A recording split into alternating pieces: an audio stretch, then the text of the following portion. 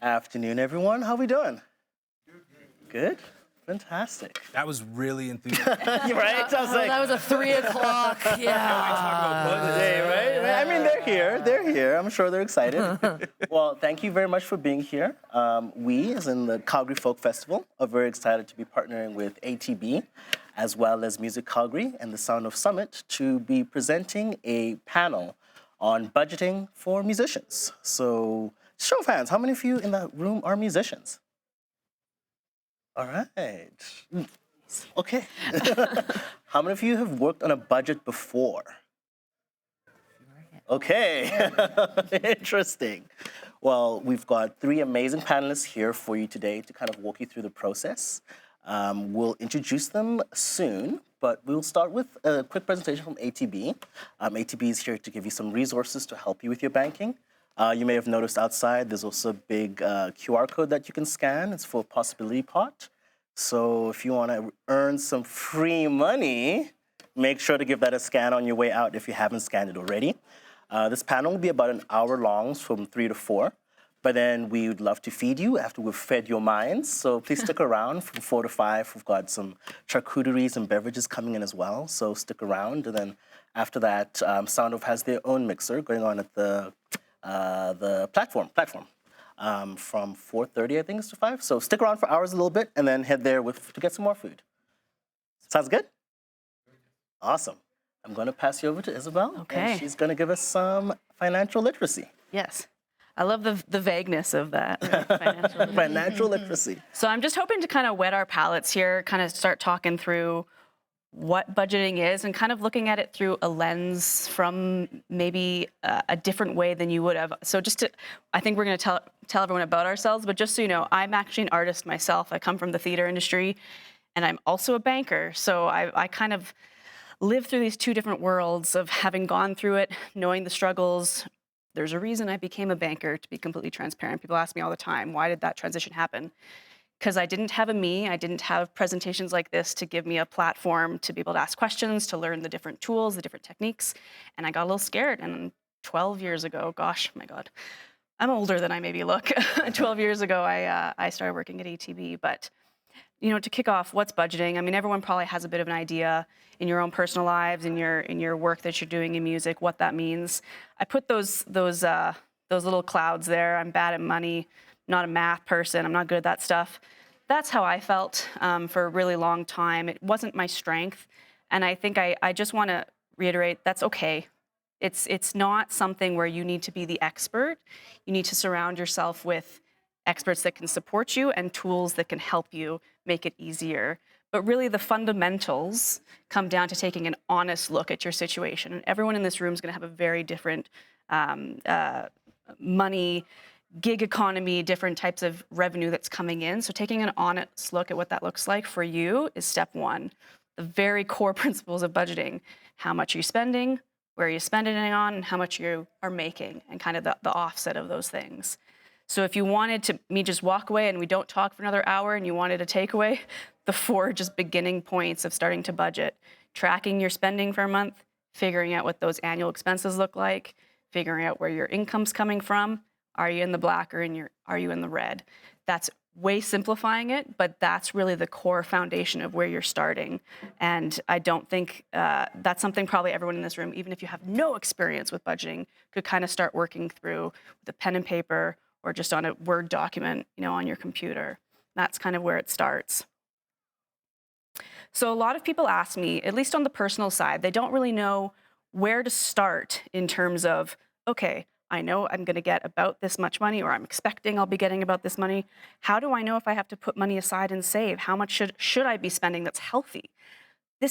You're going to find all kinds of different articles and talk to different people that are going to give you different numbers. But this is a nice base point to start off with so you know that you're not completely out to lunch. If you're spending up to 50% of the things that you need to spend money on with the money you're making, that's fairly comfortable. 20% for savings, 30% for life. That could be entertainment, that could be restaurants, whatever that looks like for you. Now, there's going to be nuances there. In my own personal life, actually, probably this is pretty close. I probably do spend about 50% on those types of things. But to be honest, there's been points in my life where I've had to go a lot higher on those needs. And then that's where it's planning forward to change some of those other categories to accommodate for that period of your life where maybe those needs are a little bit higher, a little bit more expensive than those other categories. So I've put there, your set list. You're going to go and practice before you go and do a gig. It's the same thing with money. This isn't something where you're just gonna, have it right the first time. You're gonna practice, and I'm gonna show you a slide a little bit later, give you some tips there, where you're gonna see and you're going to go through a rehearsal, essentially, where you're gonna pre-plan what your expenses are gonna look like, what your income's gonna look like, just like you would before you went to go do a show. So the only reason I wanted to throw this slide in here is to show you the vast amount of different things that can end up. This is personal, so I know we're going to talk a little bit about some different types of budgets. If you were doing a personal budget for yourself, look at all those line items. There's a ton there, and I could probably think of 5 to 10 that aren't even on this list that I could add here. This is going to be different for every person, but it really should be getting this granular. Now, over time, as you have practiced, as you have rehearsed, your budgets might be able to become chunkier. And what I mean by that is more category rather than all these different tiny little items. It's okay. Even actually, they kind of chunk it out here, right? Lifestyle, health, home. You could even make bigger chunks than that as you get the hang of it. It becomes a little bit more secondhand. But at the beginning, you really need to go through line by line. And it'll take a while, but it's going to really help you, again, take that honest look on what you need to spend to live. Because if you are going to find out that, okay, at the end of all this, my base things that I need to survive aren't meeting the amount of money that I'm expecting, there's going to need to be some strategies and some things you're going to need to work through with an expert like myself to figure out how you're going to make that work. But you need to be really honest with yourself. I find a lot of people that I work with, it's hard. It's hard to really to be like, okay, I'm overspending here, or I'm just not even thinking it through. I'm just throwing it on the credit card, and then when the statement comes in, I'm paying it, and I'm kind of just hoping that that there'll be enough money at the end of the month. So I've put a few tips here that I find really helped me when I was an entrepreneur and really helped my clients that I support. The goal is to make irregular income regular. That's the hardest part about being self-employed, is that you don't have that nice little biweekly paycheck where you know the amount that's going to come in every 2 weeks. So the way I find to make that a lot easier is to really make that for yourself. You're an entrepreneur. You are running a business. I know that's a bit of a taboo word sometimes, but it is. It's just the fundamental. You can't be working full-time in this industry without looking at yourself that way. So I think if you pay yourself, like as if you are an employee of your business, for a lot of people, that's going to make budgeting so much simpler and a lot easier to maintain. So to do that, I recommend having at least 4 bank accounts. Now, we can always go into later if there's time. That can be a variety of things through personal and business banking. There's a whole plethora of options for you. But at the core, having 4 that you can chunk out into different things. So checking account, that's what all of us in this room would have right now. That's where you're buying things. That's where you're paying things from. Your paycheck account. So that's actually where I think you should be paying yourself from. So that's the pot where as you're getting revenue, income sources from different gigs maybe you're doing, maybe you do have some work where there's some regular that's coming in, having it go there, think of that almost like that's your business. And you're actually going to set up a regular pay schedule out of that account into your main account. In terms of how often that is, that's really going to come up to you.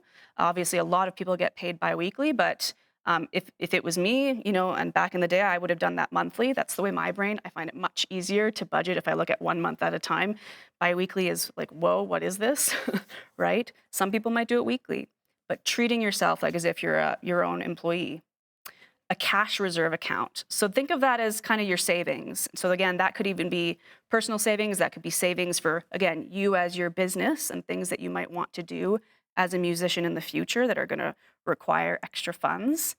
And then emergency. I think that's the one people often forget.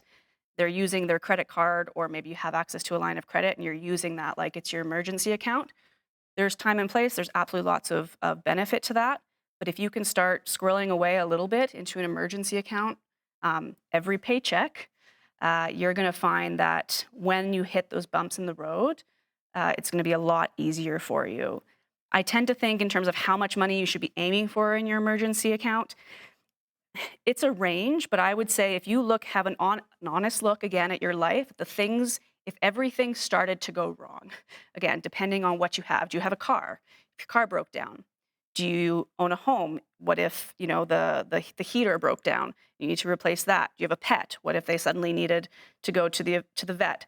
Assume everything's going wrong and aim to have whatever that dollar figure would be as a goal to start to get towards in your emergency account. So that you have that peace of mind, so that, knock on wood, not everything's going to go all wrong at once, but if it did, you don't have to suddenly be going into debt and going through that vicious cycle that could potentially happen for unexpected debt that you weren't going to be budgeting for. And that last item I put there, pad budget with at least 15%. When you were figuring out all those expenses for either your business or your personal life, 15% I would say bare minimum. I work with a lot of entrepreneurs, a lot of organizations, a lot of nonprofit organizations even, that when something goes wrong, it might go wrong pretty big and maybe more than what your emergency account had saved for. So if you're automatically padding that budget with 15%, you're giving yourself that wiggle room. So maybe you made a little bit less than you had been anticipating and forecasting. Maybe food got more expensive, and so suddenly you're needing to eat into that 15%. So those are just some nice basics there. And the last piece I have before we go into our wonderful panel section is if you want to sort of level up from budgeting, cash flow forecasting is going to be your best friend. As I put here, be your own hero. Cash flow forecasting when you have we talked about the irregular income, can be really a game changer in terms of really seeing how your business is changing and evolving over time. It takes time. Here I've put to track each month. Even if you do it quarterly, if for whatever reason monthly is just too time intensive for you, but that's actually planning out, okay, for 2 years, this is what I'm expecting that income will look like. At the beginning, of course, that's going to potentially be based on peers. That might be based on some of the work you've done in the past. Build that out over 2 years, and then you start tracking each month to see if your forecasting has actually gone the way you expected. And then you can start doing that analysis. Oh, okay, I made a little less this month than I was expecting. Oh, I made a little bit more. That's going to reinforce and make your cash flow forecasting stronger and more accurate in future years as you update that and look at that analysis month over month. So it's going to feel clunky at the beginning, but it's having that record and seeing what that trending looks like is going to be really, really helpful in the long term. I put here, give yourself the power to protect the ebbs and flows of your business. Again, my advice from a banker, from a theater artist, is treat the work you're doing as a business, and you're gonna have a lot more success than treating it just as your personal money and kind of shouldn't say throwing it around, but just guessing, which is what I did. And I did that for many years, and I got scared and I became a banker. And if I had me 8 years ago to help support and give advice, I would still be actively working in the theater industry today. So I love that I get to give back in a little way. But that's all I had for slides, but I'm sure we'll talk a lot more. Yeah. Yeah, well, please give it up for Isabelle.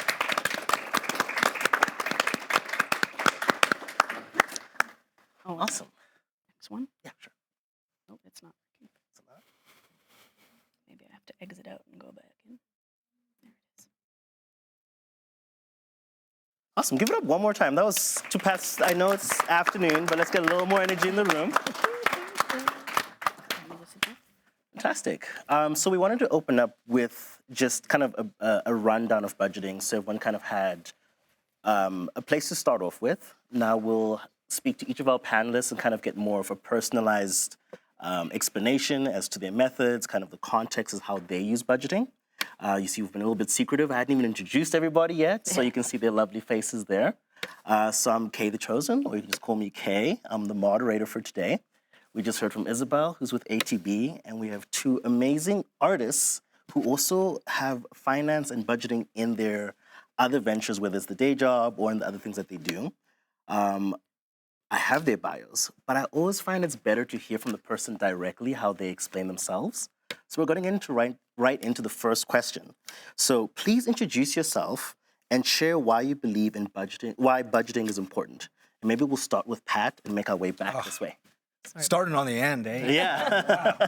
Well, Isabelle just went. We've got to balance it out, you know? True.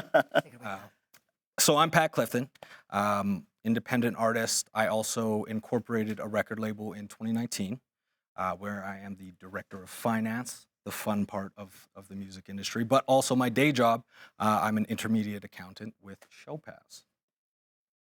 Nice. Oh, and Perfect. Why do you believe budgeting is important? Why do I believe budgeting is important? I think that it's a roadmap for your finances. And if you start driving in a direction, you'll end up somewhere, but is it where you wanted to be? So if you don't budget, you're just setting yourself up to start heading in a direction, and hopefully you end up somewhere. But without it, kind of get lost. Nice. Perfect. Kenna? Hi, everyone. My name is Kenna Burima. I'm a songwriter and musician, a writer, and I would say a show producer. I love to do events and concerts that make no money. Budgeting is important in that regard, though. And the reason that budgeting, or what is the importance of budgeting, I discovered that that budgeting, it's going to sound a little odd, I suppose, but budgeting is actually an act of self-love for myself. I tend to be somewhat an anxious person when it comes to thinking about money, and I was one that did this, like pressed in the numbers and just like crossed my fingers that there was money in my account or money on my credit card. And it was always this like, oh God, would just hide from it and run from it and be afraid of my bank account and ultimately be afraid of money. And so I was constantly in fear. And yet I was also constantly choosing this life of being an artist that has sometimes very little to do with money, unfortunately. And so I realized that budgeting has everything to do with the fact that I can show myself love by continuing to do what I love to do and anchor it in reality. Because I think so many of us artists, all of us artists, what we do is we create something out of nothing. Like that is ultimately what we do. And the only thing that we can anchor it in, I believe, are the two things, which is time and money.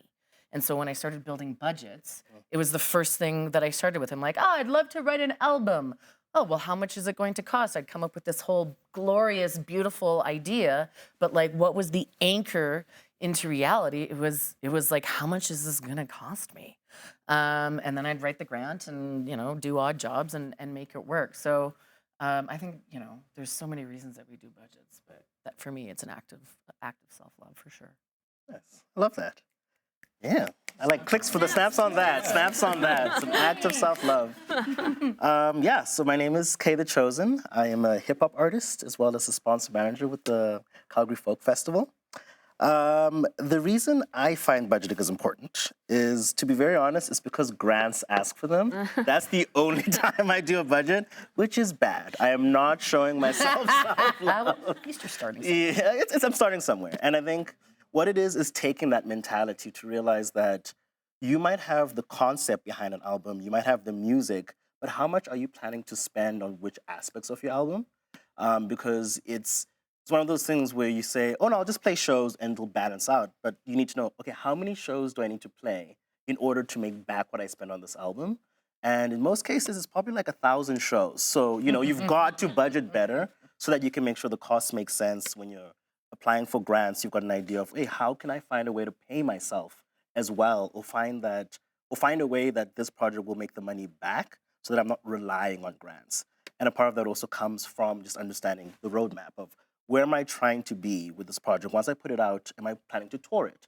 Am I planning to make music videos? So budgeting is really important because it gives you that holistic view of, okay, I know what I want to do, but what is what I'm wanting to do? How much does it cost? And potentially how much does it make back? Isabelle. I'll introduce myself again. So I'm a culture banker with ATB Financial, and I've been doing that for 8 years now. I've been with ATB 12. So I get to work with the arts industry and do everything that I love with supporting artists and nonprofits in the sector. Do the things that I couldn't. So to answer your question, why is budgeting important? I have seen so many artists over the last 8 years burn out, get scared, get confused, and decide to go get an everyday job, which is exactly what I did. And it breaks my heart. And there's so much amazing talent in Alberta that I want to help support people being able to stay and thrive in their chosen field rather than feeling they have to go to the regular 9 to 5 just to live. So budgeting is important to help facilitate that. Yeah, 100%. Okay, so Kenna, this next question will start with you. Sure. What kind of budgets have you made, and how do they differ? You know, personal versus tour versus grant versus a project creation budget. Right. I make a budget for everything. Before I say yes to things, and I generally say yes to everything, which gets me into trouble, I will do a budget. And I was never like that. But my therapist many years ago said to me, Kenna, if you just know what you owe, then that's the first step to a healthier mindset, which is a handy little token or mantra. But it made me realize that everything that I do as a business owner, like ultimately I am a business, if I know not only how much money I'm putting into something, because there is never anything that I'm doing where I'm not investing my own money, I also then am able to make decisions to then offset whatever I'm going to lose. Because I think that as much as I'd like to say to you all that like, I'm rolling in it and everything that I do is successful, that is not actually the case. And so many things that I do lose money. And that's not why I'm an artist. I'm not actually an artist to make money. I'm an artist to express myself. And so what I've done is what I call an abstraction of value, which means that the skills that I have as an artist, I use those skills then to offset the costs of being able to be an artist. And so for me, I'm always aware of like, okay, if this gig is gonna pay me $250, but it's actually going to cost me $500 of my time because of practice and rehearsals and et cetera, then it means that I'm going to take on extra admin work to offset the time that it takes for me to do what I love to do, which is be on stage. Because I think all of us can agree, it's a little bit tricky to be a musician these days. And I don't know about this, you started a record label pre-COVID. September. Yeah, it sucked. Yeah. But like, I had this ideal sort of, I'm like, oh God, we're all gonna come back from COVID and everyone's gonna appreciate and value musicians and the live performing. But like, we come back to a culture where we're getting paid even less than we were pre-COVID. And I bring that up just because like being able to be aware of just like the actual nature of what it means to be a musician. Like, I understand the decision to like get the fuck out of the gig, but like, I'm in it. Like, this is what I want to be. So how do I make this work?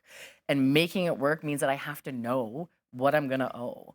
And it can be like a really, really simple budget, like a 4-line budget, because like a lot of times it's just like, what's the gas? What's the rehearsal cost? What's the venue? There's just a couple things. And that's just been really an empowering thing for me to do so that I can take the gigs that maybe don't pay well, but like nurture me at my soul level, So, yeah, I don't know if that answers the question, but we'll come back. We'll circle back. We'll circle back. You mentioned gas. That's the thing that you include in your budget. Yeah, exactly. Isabelle, would you like to give us your perspective on budgets you've built and kind of how they differ from each other?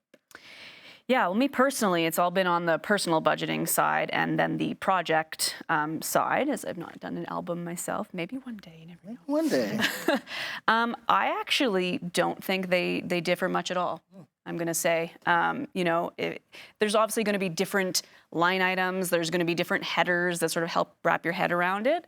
But at its core, it's the exact same, whether you're doing a personal budget to be able to pay your rent and your food and your gas, kind of like I showed you up on the slides, or if you're doing something for a project where you were just mentioning, right, figuring out what the actual cost of that project is. To me, it's near identical, and you could really just swap out the line items and make them work.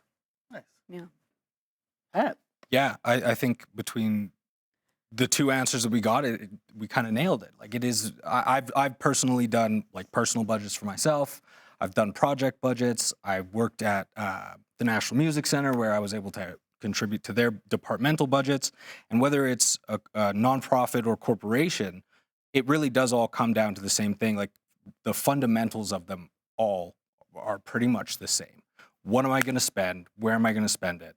And having that base, I think, is like we said, is able to feed this whole machine. You are a business at the end of the day.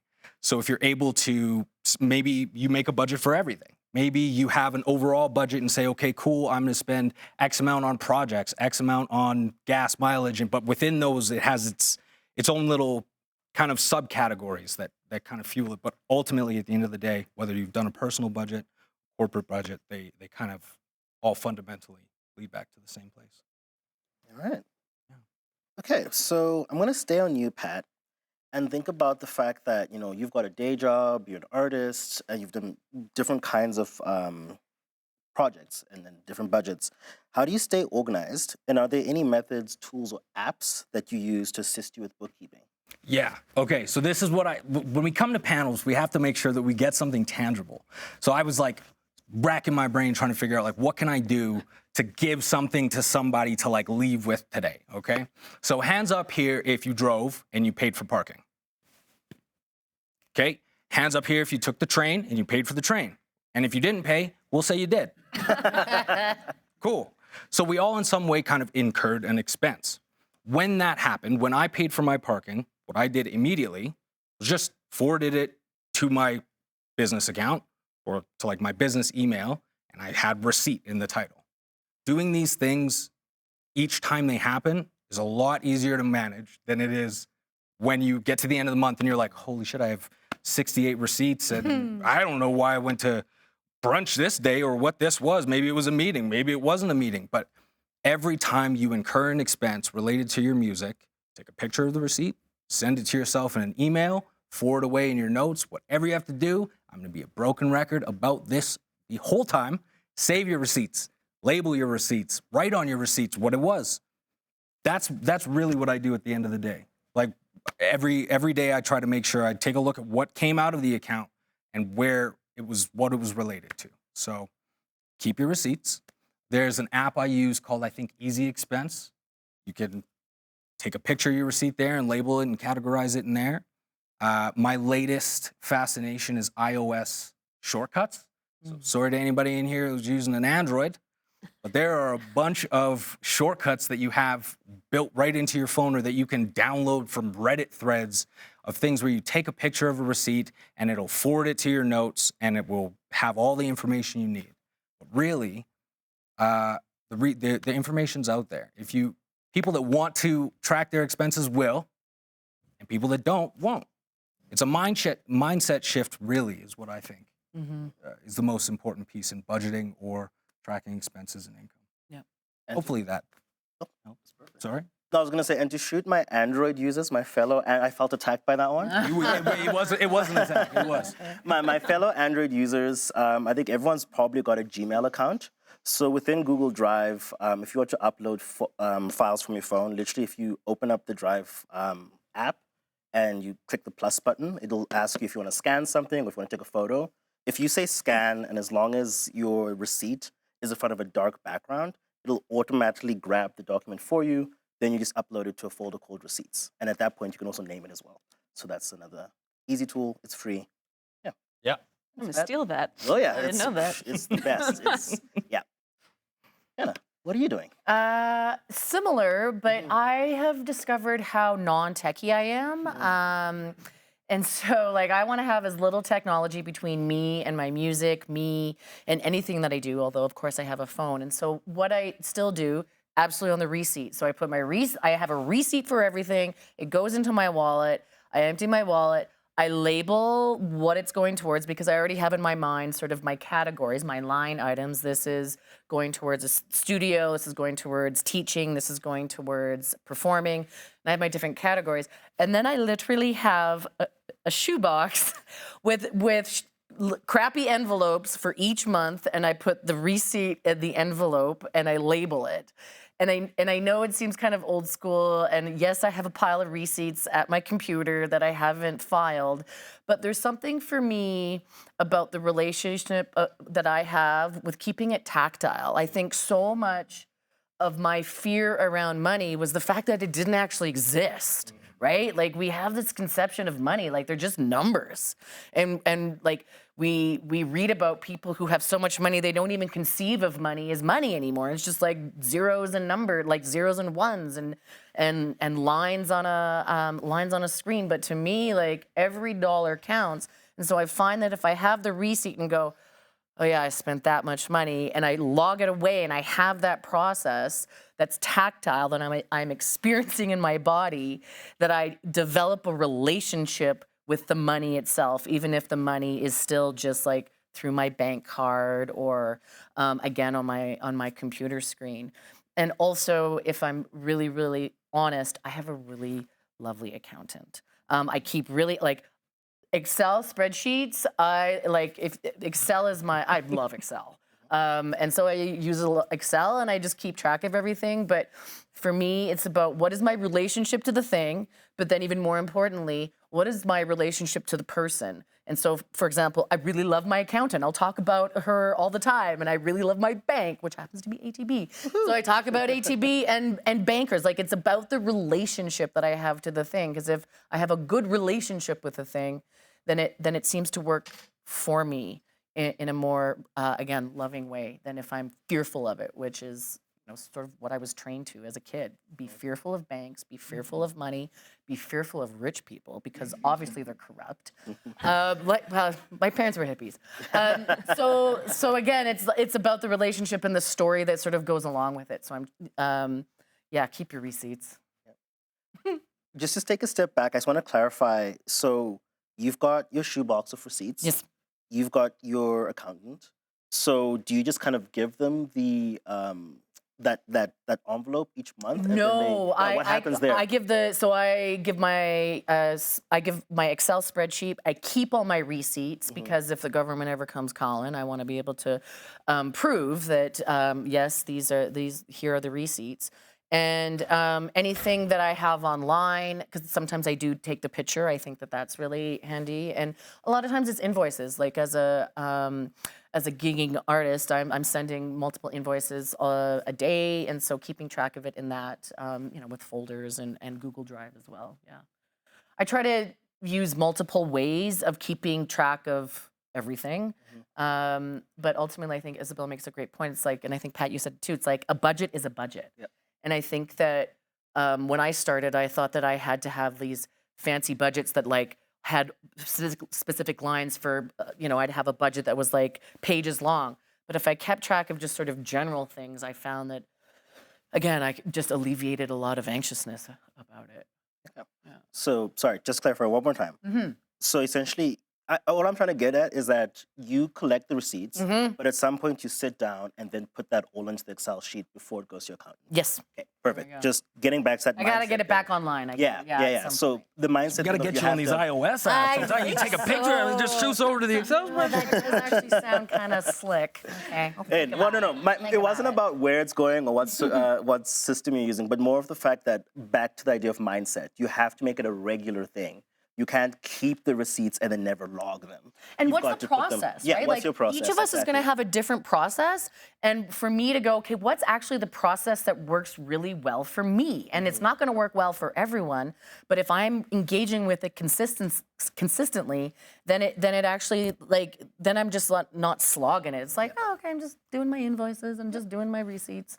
And it works for me. And I think that's the thing, is that we think we need to have the perfect template and the perfect budget. And we need to read all these articles. I think knowing and being aware of how things are done by other people, but like really owning how uniquely you function is really helpful. 100%. Yeah. Can I piggyback off that real quick too? Yeah, go for it. I think that that's such a good point, especially because I don't know about anybody else. If you ever sit and you're working on a song or you're doing something creative and it just feels like, you know, today isn't the day, like nothing's moving forward, but I know if I don't do something, I'm gonna feel like I did nothing. Maybe that's your brain telling you, put 30 minutes into the receipts, into the admin. You know what I mean? Don't try and force the creativity if it's not there that day. Maybe it's an admin day. There you go. That's interesting. That's what I've done as well. I like Yeah, that. it's fantastic. And I just want to go back to one more thing, because you mentioned invoices. I was like, someone has to mention invoices. Because as much as you're keeping track of what you're expensing, you as an artist are providing a service. So you do need to keep track of that as well. So a resource I want to share is called Wave. It's an app, or you can just use it on your computer. Essentially, it helps you create invoices. I know the most daunting thing is usually like the format, but essentially it'll just ask you, what do you need? Put the customer name, what did you do, put in the price, and then it just sends. You can either send the email through Wave, or you just download the PDF and then send it to people. Another reason why I recommend it, outside of it being free, is that it also has a setting for reminders. So I think as artists, we're talking about cash flow and predicting your future cash.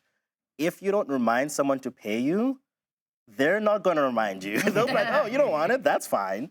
So this app can also send reminders. So it's not you saying, hey, remember that gig I did 2 years ago? Which I hope you're not waiting 2 years to get paid. But, you know, it'll send reminders to say, hey, this invoice was due a week ago. This invoice was due 2 weeks ago.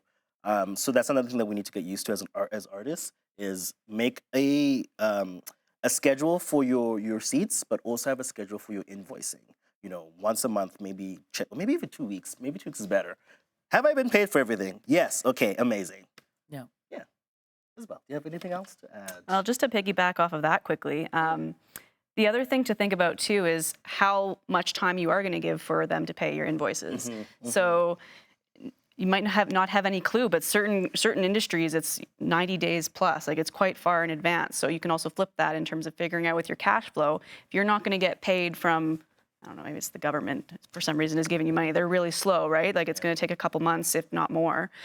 When you're figuring out your budgeting and your cash flow, you have to allocate that, because if you were needing that money to start paying now, but you're not getting it for 60 days, let's say. So it kind of works with what you were saying.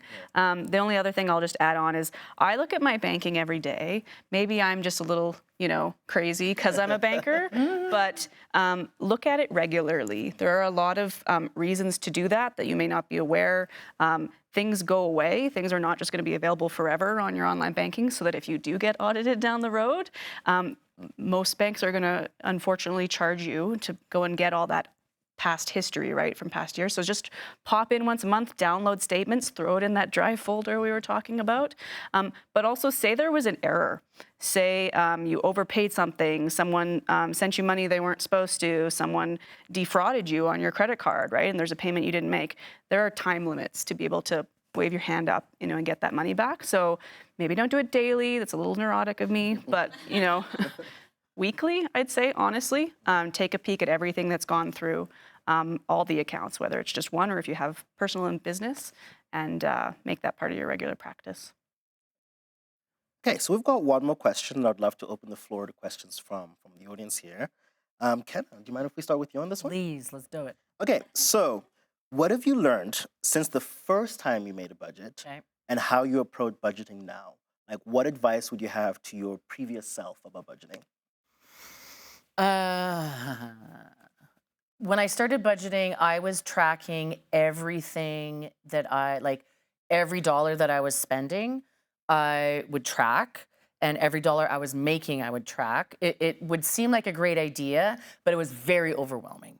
And I would get behind, and then it would be like 6 months down, and I'd be like, oh my God, I got to catch up 6 months of receipts and figuring out all the tracking. And so I would have these massive budgets with all sorts of different categories.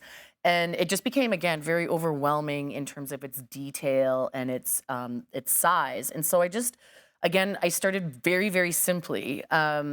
because I'm still at a point as a single entity that my personal budgets and my business budgets a lot of times align because I rehearse and work at my home studio. I'm able, with my accountant to figure out how much to claim of my rent and utilities and all that kind of jazz. And so what I'm getting at is I keep my budgets super, super simple. And so the numbers are bigger and maybe it's not as detailed a picture, but I find that having a larger picture allows me to make better decisions when it comes to an annual sort of thing. Because as a musician, I think most of us know that like summers can sometimes be busier, winters can sometimes be slower, like the seasons change. And so ultimately I have to look at it in terms of what do I make in a year so that if my December is really great, but January is really slow, I can know that I can just generally shift things around. And again, I think it's like, what can I hold on to? What can I also conceive in my mind and keep track of sort of very simply? So again, making things as simple as possible so there's more likelihood that I'm actually going to do it, I think is maybe what I'm getting at. Oh, I like that. Yeah. Pat, I'll ask you the same question. Yeah. The quick answer to that would be I think it's not a homework assignment. It's a living, breathing document that can change and it can evolve. You want to stick to what you set out, but if you have to change things, it's easier to change things from one bucket to another bucket than it is to try and throw some new number out there. Yeah. But treat it like it's alive. Treat it like it's something that's not homework, but it is, like you say, it's an act of self-love. Yeah, I really like that. I like that a lot. But I definitely also want to stress that budgeting is a part of financial literacy. It's not the only thing. Wave is a great way to track your invoices. If you have the paid subscription, you can pull in your bank data and you can categorize and say this was for transportation, this was for food, and then you can hand that off to an accountant.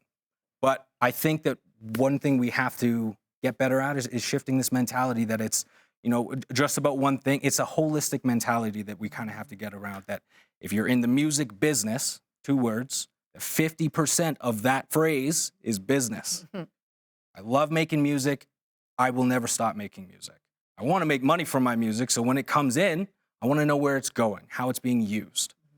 So try to just make sure, I guess, if I was to talk to my younger self, I'd say, treat this like it's alive and that it's something that you can adapt, but also that it's an important piece of the whole picture. And evolve, hey? Like evolve and change and engage with it in a new way. Right? But also don't make shit up. You know what I mean? Like, you know what I mean? Like, but don't just do like, that. Don't just be like, that's good. I get another $1,000 here. It's not coming in. It's not coming in. Make sure that it's an informed, I guess, number when you're budgeting. Because I think projecting is super important, but like I know that I made the mistake. I'd be like, oh yeah, I'm totally gonna get a bunch of Stampede gigs, and then not just based on all sorts of things out of my control. So yeah, it's about like just not making up numbers, but like basing it on cold hard facts. And again, please keep your receipts. Like everything that you give to an accountant too, like you can carry forward losses. If you've spent more money than you've made, you can hold on to. This is not financial advice.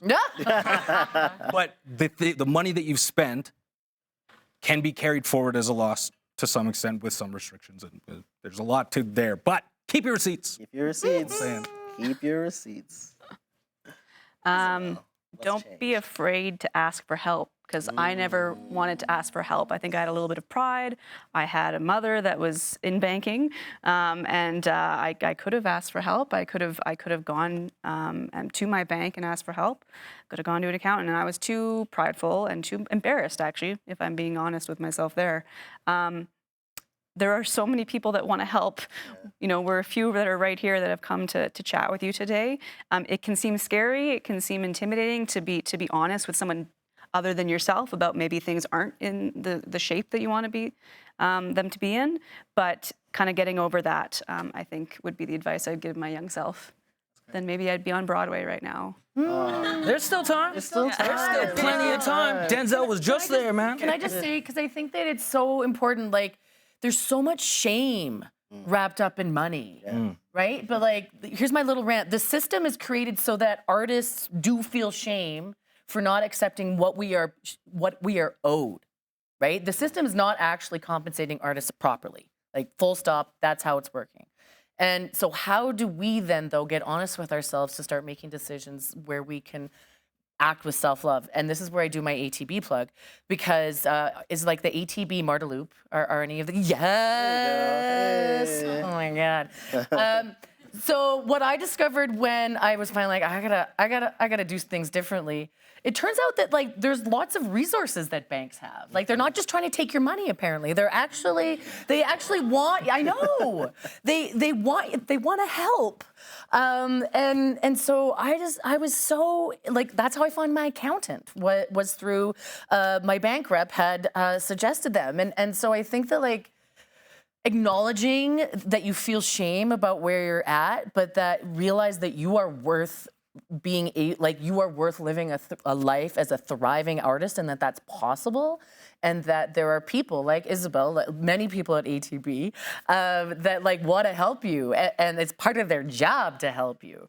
And so I think that like, just acknowledging that there's like a really polluted story around how artists are supposed to struggle, and that if we want to make money and we believe that we should be compensated properly, that we're somehow ungrateful, or that we're difficult to work with, or that we sold out, right? I think that's the big thing is just acknowledging that that's absolutely part of that's part of the fake. That's part of how things are set up for, I think, not just artists, but for a lot of us working people. Like, artists are blue collar. We are like working people. And funny enough, there's people that are wanting to help us. I love that. Well, give it up for our panelists. Wasn't that amazing?